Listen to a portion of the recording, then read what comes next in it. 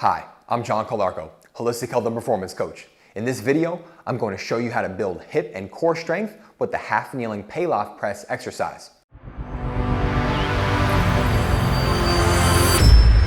Unleash your power, achieve your potential. This is a stability-based exercise that's going to allow us to stack on some motor control and stability on top of some of the mobility exercises that I've shown you previously in the channel, doing the half kneeling hip flexor stretch exercise, doing our hamstring mobility exercise. All right, again, this is gonna help us improve our hip stability and strength, all right, as it carries over from opening up our range of motion from doing those flexibility and mobility exercises for our hips, all right? Now this one is also gonna train the core and the core stabilizers quite a bit as well.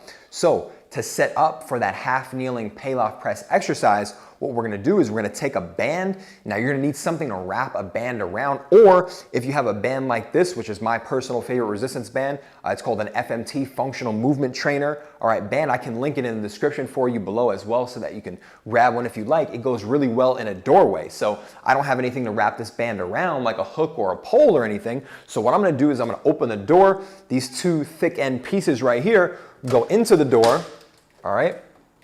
They slip in like that. Now we want to set the band about hip height, okay? So that when we go down into the half kneeling position now, the band is going to be about chest level, okay? So we're going to set ourselves in this half kneeling position. Again, we want that band just about chest and sternum level, all right? And then from there, we're gonna be set up in a position about an arm's length behind the attachment, okay, of the band. So I need to back myself up a little bit more because when we push that band straight out, we want the band perpendicular to the line of force there, to the line of our challenge, okay? So that's getting the band set up. All right, now we're gonna set up this half kneeling position first and foremost once we get to the ground. All right, we're gonna think about stacking this knee, hip, and shoulder all on top of one another, okay? In this exercise, we're gonna have the back ankle pulled up toward the shin so my toes are in extension, all right? As you can see there on the back side. Now, my front foot, okay, is gonna be just about in line with my shoulder, and now I'm gonna distribute my weight about 90% back over this back leg, okay? We don't wanna turn this into an exercise where we're forcing and using a lot of stability in the front leg. Again, we wanna develop the hip stability and hip strength of the back hip here and our core stability, okay? So once we get that distribution set up, we're gonna lengthen the spine nice and tall. We're gonna bring that band into the center of the chest, all right? And then from there, we're gonna initiate and we're gonna execute this exercise by exhaling and simply pushing the band straight out in front of us. Exhale through the mouth like you're blowing through a straw. Really engage those abdominals. Hold out front for at least 2 seconds. And then inhale and bring the band back into the chest, okay? So as you can see, the hardest part about this exercise is just getting set up. Once you set yourself in this long spine position, the exercise execution is simple. Exhale, push the band straight out. Don't let that band pull you in. Maintain your perfect posture through the entirety of the movement, okay? And make sure that you maintain that pelvis tucked underneath you. You can squeeze the glute here a little bit if you need to assist that position, but really just think about lengthening up tall through that knee, hip, and shoulder, okay? So again, the execution is pretty simple there for the half kneeling Pallof press. Now, we can think about in this exercise, again, the same way that we're trying to maintain our pelvis position, maintain our core position, we also want to maintain our shoulder position as well. So don't allow those shoulders to shrug up towards the ears as you press out. Let's keep the shoulders down in a nice neutral position so that when we press out, we're not getting any excess activity in the trap muscles that are already super overactive in most people from sitting and stress, which causes us to kind of excessively rise up the shoulders there from poor breathing patterns and just from the stress kind of startle response that we tend to get into, okay? Last mistake to watch out for here that we don't want to do is, again, I mentioned it earlier, we don't want to get too much weight forward on this front leg, okay? We want to keep 90% back on this back leg and then only 10% on that front leg. You should be able to bring this leg up off the floor if you wanted to, all right, as you're doing your setup. That's a great way for you to test and make sure that you're not getting too much weight forward on that front leg.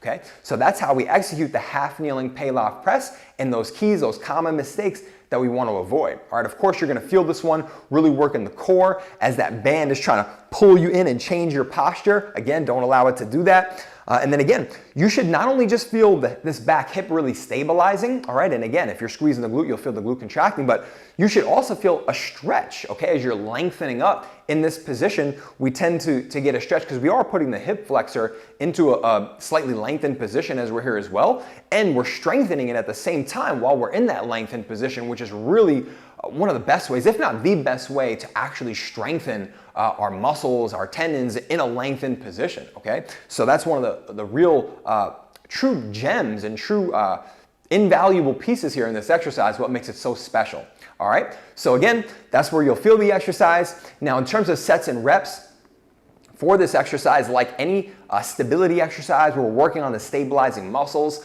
we want to first develop a high level of endurance in those stabilizers, okay? So that when we go over and we're doing strength exercises, we have that foundational development in the stabilizing muscles that allows the bigger muscles of the body that really move the joints and move the body through full ranges of motion and through strength exercises and plyometric dynamic exercises, jumping, running, sprinting, okay? We want to have this foundation first before that. So to develop it efficiently, we need to do about 15 or so reps for about 2 to 3 sets. All right, so think about doing this exercise for 2 to 3 sets.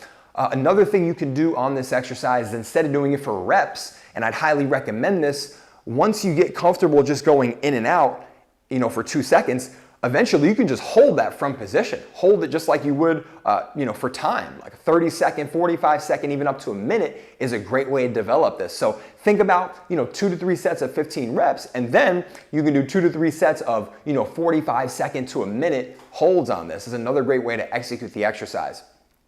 All right, another important point here is performing this exercise would be great to do after you do, say, a half kneeling hip flexor stretch, which I've shown you in previous videos, okay, where we're, squeezing the glute, tucking the pelvis, coming forward, and working on our hip mobility. All right, this is a great exercise to stack on top of that. It's also a great exercise to do before we do any lower body training, hip hinging, squatting, lunging, because again, it's going to help us develop that fundamental core stability and hip stability that we need to perform those exercises through full ranges of motion and with the maximum effectiveness. All right, so think about performing this exercise, at those times, after those mobility drills that you do, and even at the end of a training session, it's a good way to drive some extra, core work and work through our hip stabilizers. All right, so I hope that was helpful for you. Let me know if you have any questions in the comments below about how to perform this exercise, or if you need any help with that. Drop a like on this video if you did like this exercise and you're looking forward to practicing it next time you go to the gym. And then this is one of the exercises, again, as I mentioned earlier, with some of the mobility work that we've done previously that we're stacking this exercise on top of. This is really one of the exercises in a series of exercises where I'm going to show you how to build, optimize your hip stability, your core stability, so that we can carry it over into more advanced strength and conditioning training. So make sure you hit the subscribe button, hit the notification bell so you can get notified as I upload those new videos. And together here on the channel, we can begin to really develop your strength and conditioning to the highest level possible. All right, until then, unleash your power, achieve your potential.